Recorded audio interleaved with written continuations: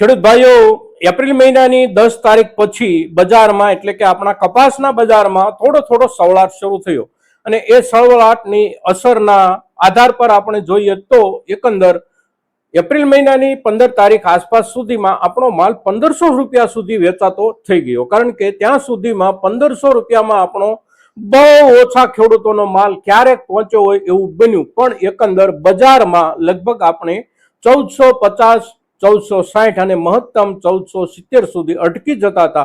એની સામે આપણો માલ 1500 રૂપિયા સુધી પહોંચવા માંડ્યો ઘણા બધા ખેડૂતોનો.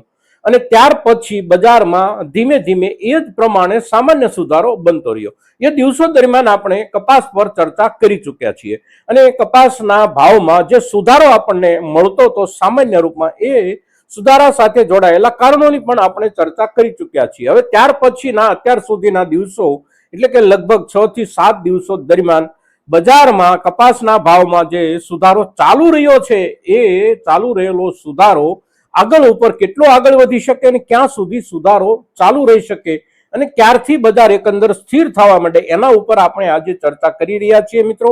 તો આપ સૌ દર્શક મિત્રો આ વિડીયોમાં, આ એપિસોડમાં અવશ્ય બન્યા રહેજો. નમસ્કાર ખેડૂત મિત્રો, જય કિસાન, જય ભારત. ખેડૂત ભાઈઓ, આજે આપણે કપાસના અત્યારના બજાર અને આગામી સમયમાં બજારની સ્થિતિ કેવી રહી શકે એના ઉપર એક સામાન્ય ચર્ચા કરીએ છીએ મિત્રો. અત્યારે હવે આપણો કપાસ આપણે જોઈએ તો છેલ્લા 15 દિવસથી સુધારા તરફ છે અને નાનો સુધારો આવતા આખરે આપણો મોટા ભાગનો માલ 1500 રૂપિયા સુધી વેચાઈ શકે એવી સ્થિતિ બજારમાં દેખાઈ રહી છે અને એ પ્રમાણે આપણા ખેડૂત ભાઈઓ માલ વેચી રહ્યા છે.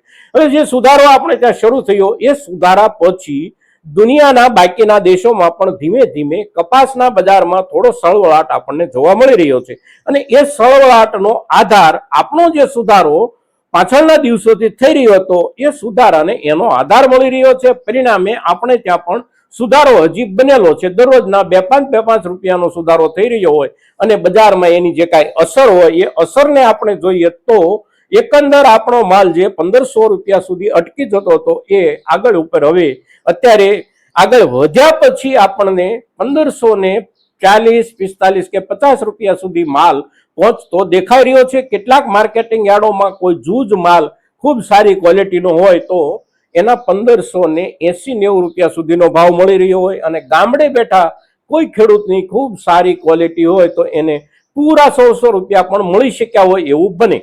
પણ અત્યારે બજાર જે રીતે થોડું સુધર્યા પછી ચાલી રહ્યું છે, એનો આપણે લાભ લેવો કે હજી માલને સંગ્રહિત રાખવો, આ એક સવાલ આપણા સંગ્રહિત માલ ધરાવતા ખેડૂતોની સામે હોય છે. તો આંતરરાષ્ટ્રીય બજારમાં ભાવોમાં જે સુધારો આવ્યો છે, એ માત્ર સુધારો જ છે. કોઈ ઉછાળો લાંબા સમય માટે બજારમાં બને એવા કોઈ ફંડામેન્ટલ્સ કપાસના પાકમાં આ વર્ષમાં નથી. જે સુધારો આવ્યો છે, સુધારો એકંદર પૂરી થયેલી સિઝનના છેલ્લા દિવસો દરમિયાન સામાન્ય રૂપમાં સુધારો કાયમ આવતો હોય એવા રૂપમાં સુધારો છે. બીજું કે આપણે પાછળના દિવસોમાં એટલે કે લગભગ 1-1.5 મહિના પહેલા અમેરિકામાં કપાસના વાવેતરમાં આ વર્ષમાં ઘટાડો થશે એવી ચર્ચા જે ચાલતી હતી, એના ઉપર પણ ચર્ચા કરી ચૂક્યા છીએ. કારણ કે અમેરિકાના કપાસ ઉગાડતા ખેડૂતો પણ ભાવને લઈને અસંતુષ્ટ હતા. આ સિઝનમાં એમના તરફથી વાવેતરમાં બદલાવ આવવાની શક્યતાઓ હતી અને એ શક્યતાઓના જે આંકડાઓ યુએસડીએ તરફથી રજૂ થયા હતા જે તે દિવસોમાં, એ આંકડાઓ એવા હતા કે અમેરિકામાં 15% જેટલું વાવેતર કપાસનું ઘટશે.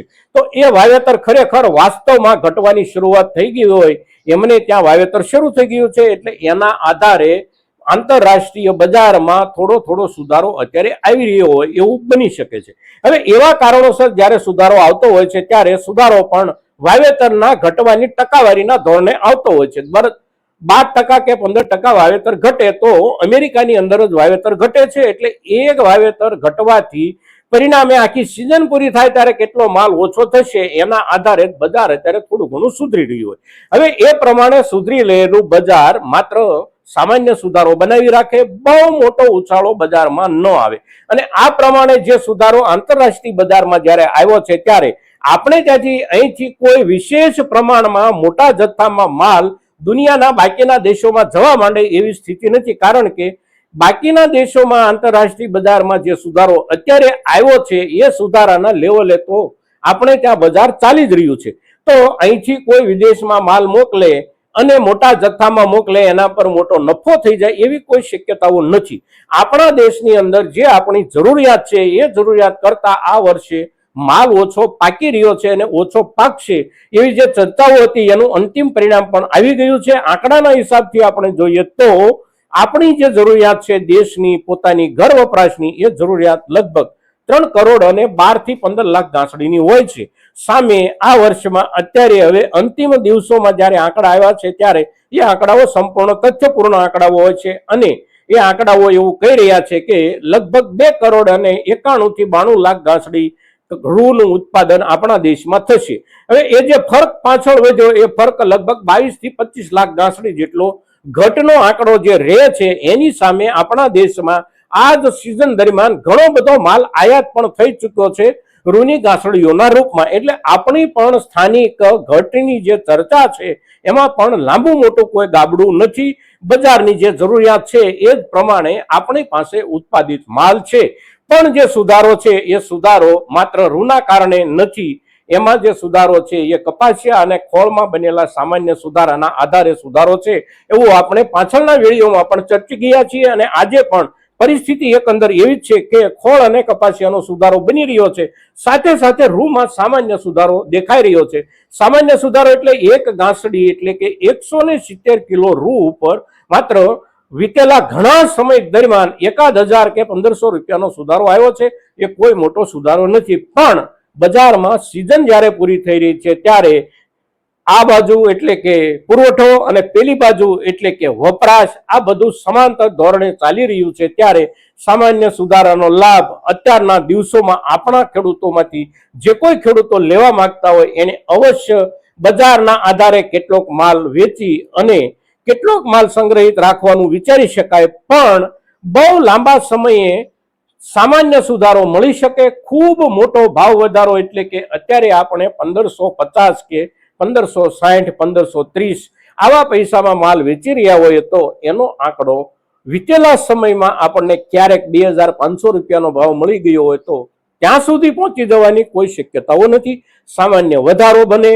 સામાન્ય ઘટાડો બને અને એકંદર એવરેજ બજાર 100-125 કે 150 રૂપિયાની અથડામણની વચ્ચે હવેના દિવસોમાં પણ ચાલતું રહે આવું બજારના ચિત્ર પરથી દેખાઈ રહ્યું છે. મિત્રો, તો આપણી પાસેના કપાસના જથ્થા પર આ બધા જે કાંઈ બજારને લાગુ પડતા પ્રવાહો અને બજારને લાગુ પડતા ધોરણો છે એના આધારે અવશ્ય સિઝન જ્યારે પૂરી થઈ રહી છે ત્યારે આપણે નિર્ણય કરીએ અને કપાસના વાવેતર વખતે પણ આપણે એટલો ખ્યાલ રાખીએ કે આગામી સિઝનમાં પણ કપાસનું ઉત્પાદન આંતરરાષ્ટ્રીય બજારમાં જે પ્રમાણે રહેશે એ જ પ્રમાણે આપણને ભાવો મળવાની શક્યતાઓ બને છે. આવતી સિઝનમાં પણ અત્યારની સિઝન આપણે અનુભવી લીધી છે અને આવતી સિઝન કેવી રહેશે એનો આધાર વાવેતરના આંકડાઓ ઉપર હોય છે.